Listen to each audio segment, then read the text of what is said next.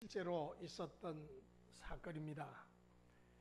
살을 에이는 추위가 계속되던 1월 어느 날 한 여인이 만삭이 되어서 게다가 진통이 계속해서 심하게 오길래 해산할 장소가 마땅치 않아서 선교사님에게 이제 연락을 해야 될 터인데 너무나도 추운 날씨인지라 연락할 길도 없고 그래서 직접 선교사님의 집을 찾아가게 되었습니다. 그런데 목적지에 아직도 한참 더 가야 되는데 도달하기도 전에 너무너무 진통이 심하게 오다 보니까 도저히 한 걸음 한 걸음을 디딜 수가 없어요. 그래서 도무지 안 되겠다고 그렇게 결단을 내립니다. 어느 다리 밑에 내려가서 아기를 낳았습니다. 추운 날, 그 추운 날 핏덩이를 낳았지만은 그곳에는 아무것도 덮을 것이 없었어요. 그 젊은 어머니는 그나마 겨울이라서 자기가 입고 있었던 자기 옷을 하나 둘 벗어서 그 핏덩이 아이를 쌌습니다. 아기를 어떻게든지 춥지 않게 싸다 보니까 자기는 알몸이 되어버렸어요.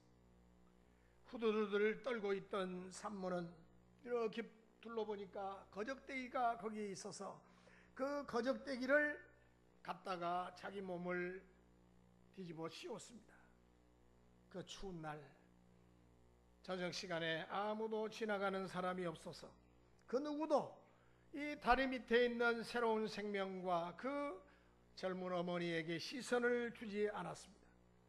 그날 밤 선교사가 크리스마스 선물을 전하기 위해서 가는 길에 그 다리 위를 지나가려는데 어떻게 된 게 그 다리 위에서 마침 자동차의 엔진이 꺼졌습니다.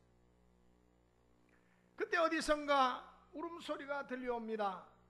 그 울음소리를 따라서 다리 밑에 내려가 보니까 아이를 가슴에 품고 거적대기를 둘러엎고 숨져있는 산모가 있었습니다. 선교사는 그 아이를 데려다가 애지중지 그 아이를 길렀습니다. 아이가 12살이 되었을 때 선교사는 어머니의 그 슬픈 이야기를 그 아이에게 들려주었습니다. 아이는 추운 겨울날, 살을 에이는 그 추운 겨울날 어머니의 묘지를 찾아가서 입고 있는 옷을 하나하나 벗고는 묘 위에다가 그 옷을 얹었습니다. 그렇게 아들은 어머니를 생각하면서 한없이 묘지 앞에서 이 어린 아들은 울었습니다. 부모는 자식을 위해서 생명까지 내어줄 마음의 준비가 다 되어 있는 사람들입니다. 어느 부모가 자기 자녀를 자기 생명보다 더 아끼지 않겠습니까? 부모에게 있어서 자식 잘 되는 것만큼 큰 소원은 없습니다. 부모 자식의 관계를 한울이 맺어준 관계다, 천륜이다, 그렇게 말하지요. 사람이 맺어준 인연이 아니고 한울이 맺어준 인연이라는 뜻입니다. 이 관계는 사람이 선택할 수가 없습니다. 부부 사이는 헤어지면 남남이 될 수도 있습니다. 그러나 부모와 자식 관계는 피로 맺어진 관계이기 때문에 아무리 자식이 속썩이고 잘못을 하고 다닌다 할지라도 내다버릴 수도 없고 그 자식을 말로는 호적에서 파버린다고 그러지만은 그래도 내 자식인 걸 어떡합니까?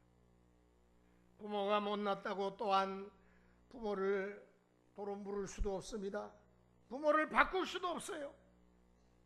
우리 하나님은 10계명을 주시면서 1계명부터 4계명은 하나님과 우리 인간과의 이 수직적인 관계, 이 십자가를 생각하시면 됩니다.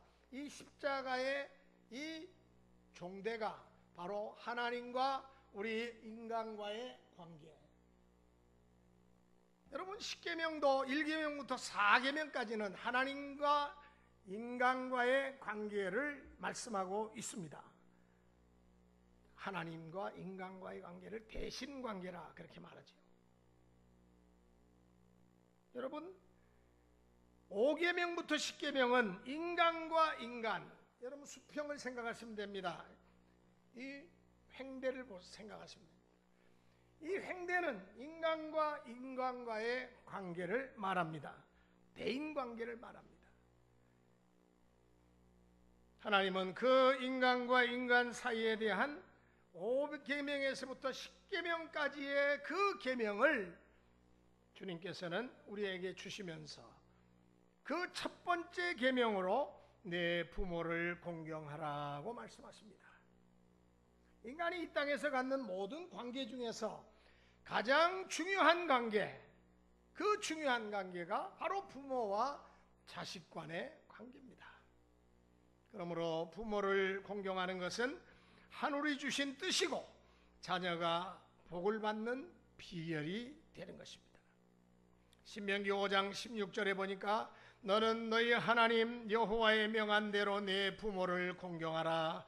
그리하면 너희 하나님 여호와가 내게 준 땅에서 내 생명이 길고 복을 누리리라고 말씀하십니다. 여러분, 효도는 윤리나 도덕적인 차원이 아니라 하나님이 우리에게 주신 명령입니다. 해도 되고 안 해도 되는 그런 문제가 아니고 명령이기 때문에 당연히 해야 됩니다. 인간관계에서 지킬 첫 계명입니다. 5계명부터 10계명까지 대인계명 중에 첫 계명이라 그랬어요. 솔로몬은 오늘 잠언 23장에 있는 본문 말씀을 통해서 과연 무엇이 효도인가를 우리들에게 잘 알려주고 있습니다. 효도는 부모님의 목소리를 청종하는 것이다. 여기 22절 말씀, 너를 낳은 아비에게 청종하고, 우리 다 같이 읽겠습니다. 시작.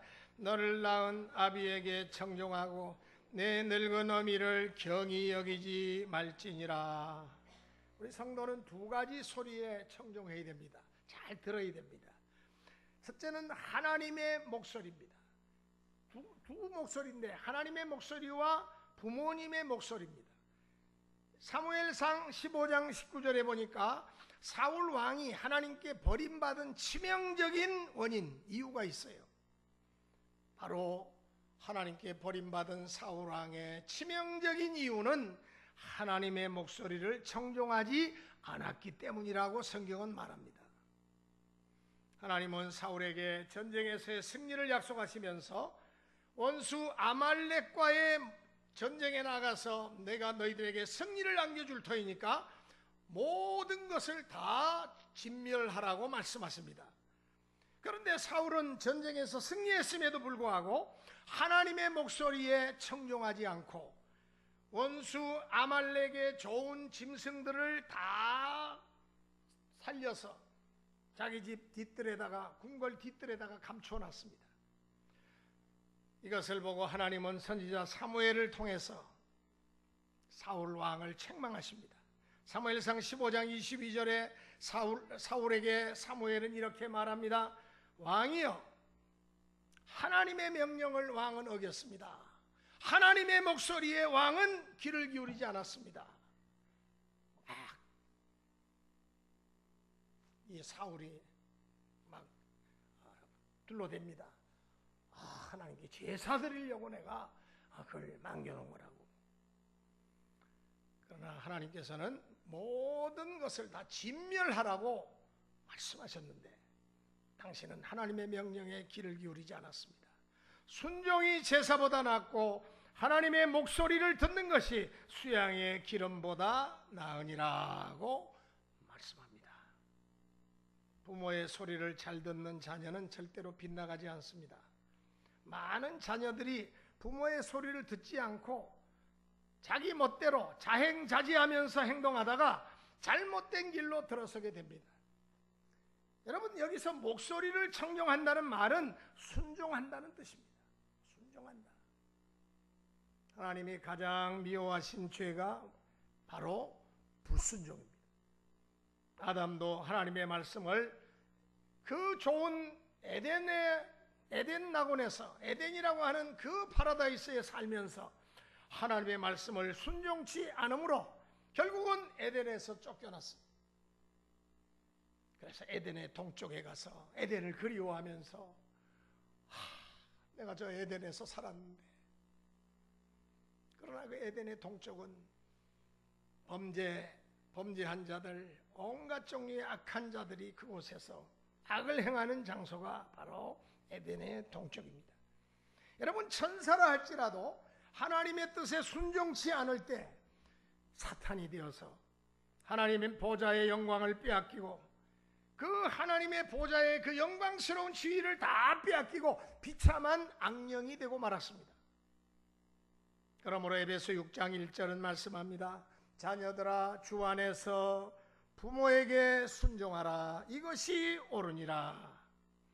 여러분, 보이는 부모를 섬기지 못하는 자가 어떻게 보이지 않는 하나님을 바로 섬길 수가 있겠습니까? 어불성설입니다. 가정에는 부모를 잘 섬기고, 교회에서는 주의 종을 잘 섬기고, 직장에서는 윗사람을 잘 모실 때 하나님도 잘 섬기는 성도가 될 수가 있는 것입니다. 오늘 본문 22절 말씀 계속 봅니다. 늙은 부모를 경히 여기지 말라. 여기 늙은 부모를 경히 여기지 말라는 말은 구박하거나 무시하거나 귀찮은 존재로 여기지 말고 존귀하게 모시라는 뜻입니다. 경히 여기지 말라, 가볍게 여기지 말라, 그 뜻이거든요.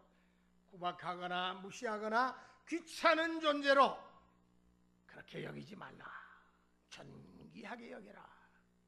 여러분, 우리 기독교는 효의 종교입니다. 여러분, 효자가 뭡니까? 흑토면에 짝대기 하나 쫙 긋지요. 그 지게 짝대기 같이. 그리고 밑에 아들 자자가 있습니다.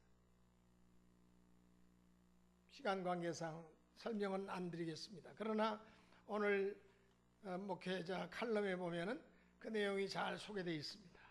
여러분들이 참고하시기 바랍니다. 자식이 지게에다가 그 자식이 지게에다가 어머니를 태우고 집으로 돌아가는 그 글자가 바로 효자입니다.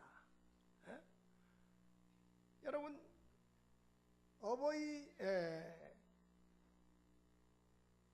어버이를 이야기할 때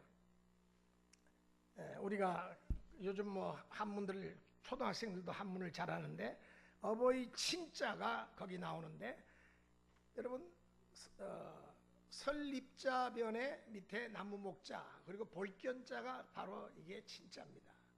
그건 무슨 말입니까? 한문은 뜻글자이기 때문에. 그러니까 어머니가 산속에서 살던 어머니하고 아들이 있는데, 아들이 산에서 나무 해가지고 장에 가서 팔러 갔는데 다른 집 아낙들이나 장에 간 다른 집 사람들은 다 돌아오는데 아들이 돌아오지 않아요. 그러니까 어머니가 어디쯤 왔나 나무 위에다가 몸을 이렇게 세우고, 설립자변에 나무 목자니까 나무 위에 올라가서 이렇게 고개를 이렇게 내보면서 우리 아들이 어디쯤 왔나. 볼견자, 옆에 볼견자가 있죠. 그게 어버이 친자입니다. 그러니까 어버이의 모습은 이렇게 자식 걱정으로 항상 시간 가는 줄 모릅니다. 여러분, 오늘 우리들에게 있어서 자녀가 어버이의 근심거리가 되고, 요즘 보면은 정말 부모가 잘못을 야단쳤다고 그래가지고 어머니를 살해하는 자식이 있는가 하면은 온갖 폐륜 아들이 많아요. 아버지가 돈 많이 못 벌어와서 우리가 이렇게 가난하게 산다고, 무능하다고 아버지를 구타하는 그런 아들이 많아요. 그래서 부모들이 누구한테 주로 맞냐면 자식들한테 그렇게 두드려 맞아요. 어디 가서 말도 못하고. 또한 많은 자녀들이 부모를 신뢰할 수 없다고 하면서, 여러분, 자녀들이 집을 뛰쳐나가서 거리에서 불황하러 유리방황하는 그런 자식들이 얼마나 많은지 모릅니다. 전에 충격적인 기사를 본 적이 있습니다. 병든 부모를 요양원에다 보내고 주소도 전화번호도 다 바꿔버리고 심지어 부모에게 포기각서까지 받아 놓은 그 자식들. 포기각서에는 3가지 내용이 쓰여 있었습니다. 하나는 누가 물어도 자식이 없다라고 말할 것. 두 번째는 죽을 때까지라도 절대로 연락하지 말 것. 세 번째는 끝까지 자식의 이름을 대지 말 것. 이런 각서를 부모에게 써놓게 하고는 요양원으로 보냈다는 이야기입니다. 여러분, 이런 일이 참 많이 일어나고 있어요. 프랑스의 작가 베르나르 베르베르의 소설, 단편 소설 중에 황혼의 반란이라는 책이 있는데, 그 책 내용을 보면은 이제 가상세계가, 이런 세계가 도래할 것이다 라고 그는 말합니다. 음식을 먹기 위해서 레스토랑에는 70세 이상 노인은 절대로 출입 금지 폐마를 걸어놓는 그러한 시대가 옵니다. 정치인들은 노인들 때문에 국가 재정이 바닥난다고 반노인 캠페인 운동을 벌이기 시작합니다. 또 일정 기간 소식이 끊어진 노인들은 안락센터로 끌고 가서 죽음의 주사를 놓고 강제로 생을 마감하게 합니다. 그러면서 베르나르 베르베르의 이 책에 보니까 한 부부가 안락센터로 끌려가기 싫어서 도망을 칩니다. 그 부부가 도망치는 걸 보고 힘을 얻어가지고 뒤를 이어서 많은 노인들이 안락센터를 탈출합니다. 그들이 산악지대 동굴에 들어가서 그곳에서 무기를 가지고 저항을 합니다. 그러나 노인들의 저항은 오래가지 못해요. 힘도 없고. 그러니까 동굴에다가 독감 바이러스균을 그들을 쫓는 자들이 투입시켜가지고 노인들이 완전히 독감으로 힘을 빼서 무력화시켜가지고 그 반란을 진압하는 그런 내용입니다. 그리고 이들의 저항운동을 이끌었던 그 노인을, 아주 지도자 노인을 끌어다가 진압군에게 이제 인계를 하고는 그 진압군이 그를 잡아다가 안락사를 시키는 그런 내용입니다. 그는 자신에게 죽음의 주사를 놓는 젊은이에게 마지막으로 가슴 저린 한마디를 남깁니다. 자네도 언젠가는 나처럼 늙은이가 될 거야. 자네가 지금 젊다고 나에게 죽음의 주사를 놓고 있지만 언젠가는 자네도 나처럼 늙은이가 될 거야. 이 황혼의 반란이란 이 책에서 그 말이 제일 가슴에 와닿아요. 여러분, 노인들을 부담스럽고 귀찮은 존재로만 간주하는 오늘날 이 세태를 그는 통렬하게 고발하는 그런 의미에서 이 책을 썼다고 말합니다. 그런데 이것은 어쩌면 지금의 현실이라고 저는 봐요. 사람은 누구나 젊은 날이 있으면 반드시 늙어서 노인이 됩니다. 노인 문제는 바로 언젠가 맞이하게 될 우리 자신의 문제라는 사실을 우리는 인식해야 될 것입니다. 우리 한국도 노인 인구가 급증하고 있습니다. 베트남에 가니까 베트남은 20대에서 30대 인구가 80%, 90%라고 그래요. 그래서 이 나라는 젊은 나라다. 길 가서 아무리 봐도 나이 든 분이 없어요. 근데 우리나라는 5명 중에 한 명은 노인입니다.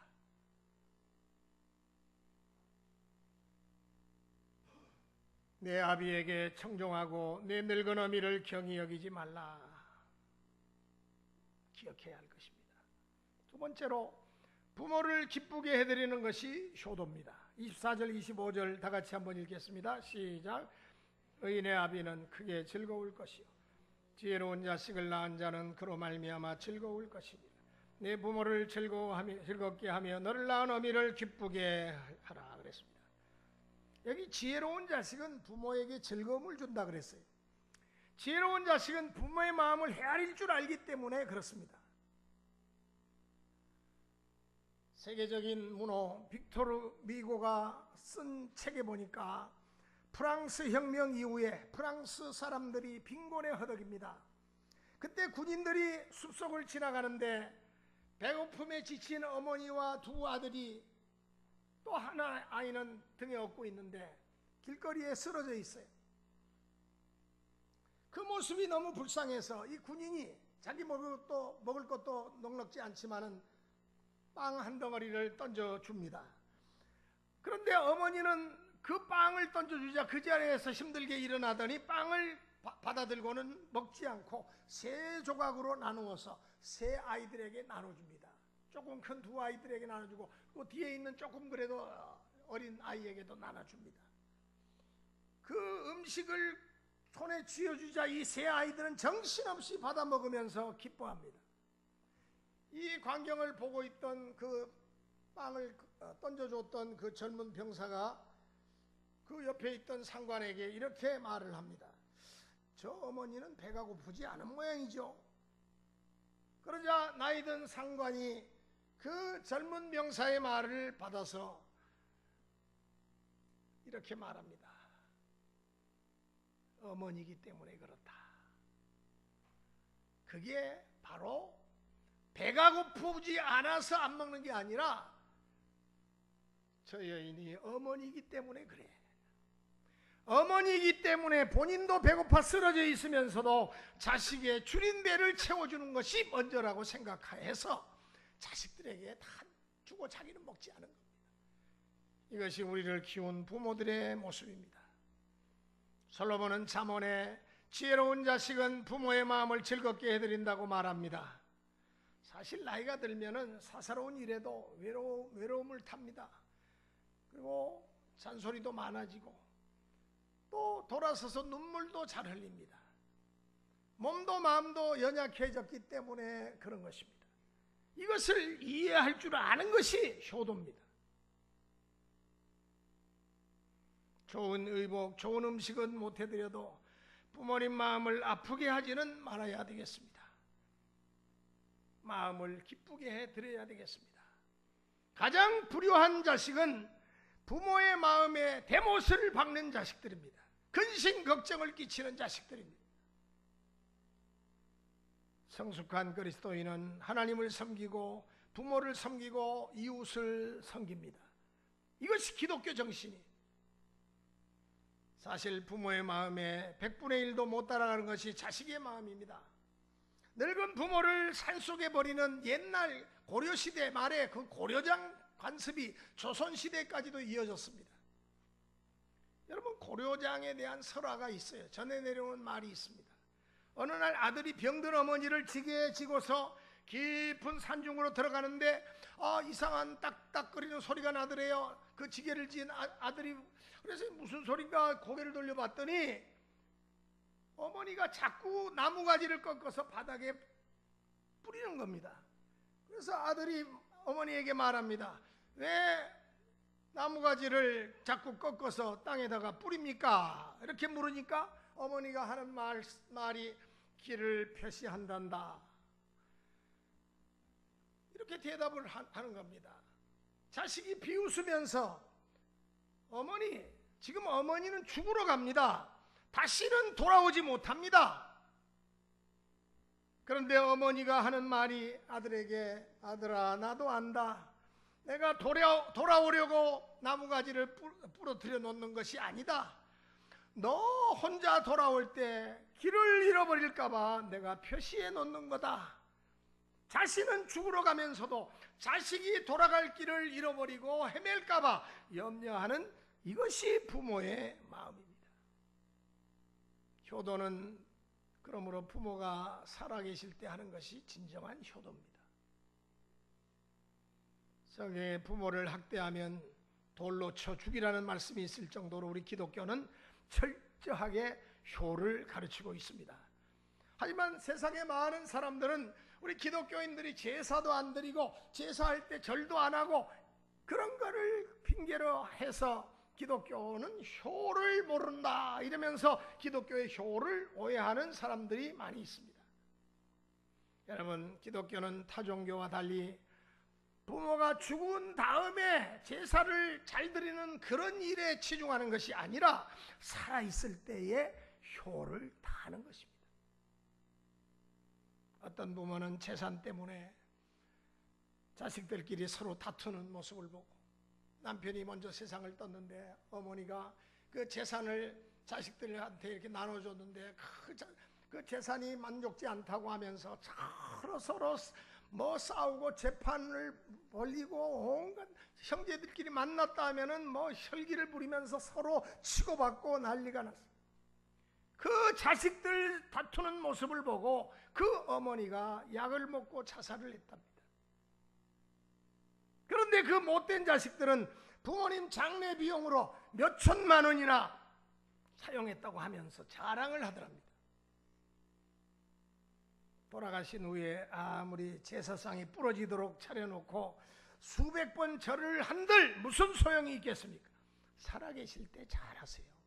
살아계실 때 잘하세요. 잘하고 싶어도 여건이 안 되는 걸 어떡합니까?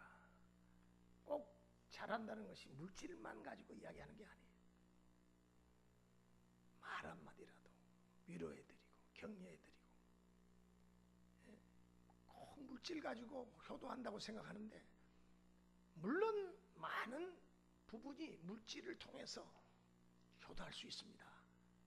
그러나 물질 아무리 갖다 드려도 마음을 갖다 드리지 않으면 그 부모님은 기뻐하지 않습니다.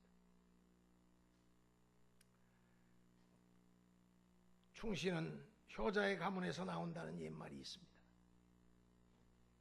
5월 가정회복의 달에 부부관계, 부모와의 관계에서 아름다운 축복이 이루어지기를 원합니다.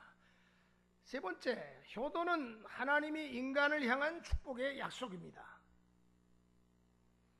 부모를 잘 섬기고 순종하는 자녀들에게 성경은 이렇게 말합니다. 내가 땅에서 잘 되리라. 무슨 말입니까? 부모를 즐겁게 하고 공경하고 순종할 때 하나님이 저들을 축복해 주신다는 축복의 약속입니다. 이것은 기복신앙이 아니에요. 하나님의 약속입니다. 부모는 자식을 향한 축복의 제사장들이라고 성경은 말합니다. 이삭은 아들 야곱이 자신을 위해 만든 별미를 먹고 마음이 즐거워서 그에게 장자의 축복을 마음껏 해주었습니다. 아버지의 그 진심 어린 축복을 받은 야곱이 비록 장자가 아니었지만은 야곱은 정말로 큰 복을 받았습니다. 그대로 야곱에게 그 복이 이루어졌어요. 부모는 가정의 축복권을 가진 제사장이기 때문에 그렇습니다. 부모를 잘 모시는 것은 내가 땅에서 잘 되리라는 하나님의 약속입니다.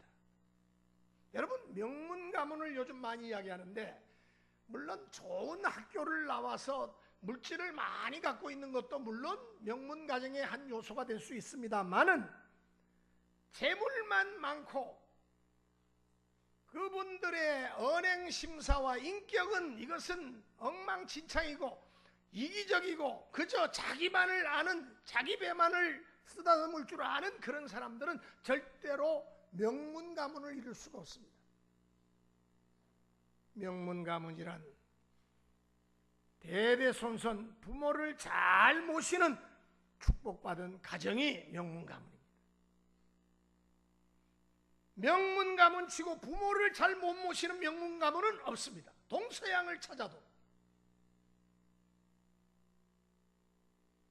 신명기 5장 6절에 생명의 복을 누리리라 그랬어요.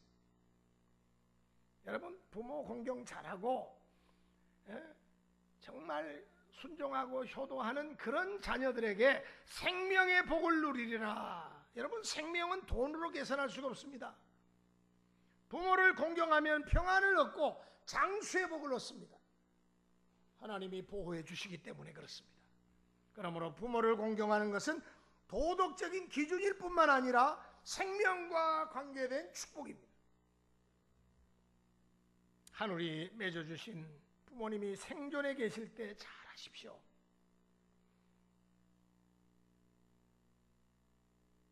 부모님이 떠나고 나면 후회합니다. 부모 공경은 하나님이 인간에게 주신 축복의 약속이 있는 첫 번째 계명입니다. 그래서 5계명이 첫 번째 계명입니다. 우리 인간에게 주신 계명의 첫 번째 계명이에요.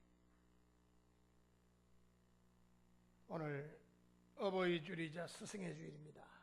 또 오후에는 가정 축복 은혜 주일로 우리 다시 한번 우리 가정의 회복을 위해서 함께 기도하는 또 오후 예배가 있습니다. 우리 5월달 우리 가정 회복을 위해서 또 부모님에게 효도하는 일을 위해서 우리 자신을 점검해 보시고 더 아름답게 우리의 가정을 세워나가는 일에 힘을 쓰시는 저와 여러분들이 되시기를 주의 이름으로 축원합니다. 기도하시겠습니다.